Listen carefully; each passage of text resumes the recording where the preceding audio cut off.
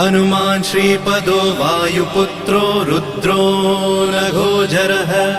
अमृत्यवीरवीरश्च ग्रामवासो जनाश्रयः धनदो निर्गुणः शूरो वीरो निधिपतिर्मुनिः पिङ्गाक्षो वरदो वाग्मी सीता शोकविनाशकः शिवः शर्वपरो व्यक्तो व्यक्तो धराधरः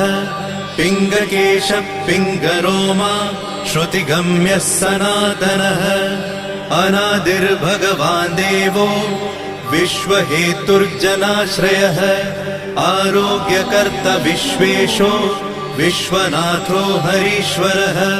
भर्गो रामो रामभक्तः कल्याणप्रकृतिस्थिरः विश्वम्भरो विश्वमूर्तिर्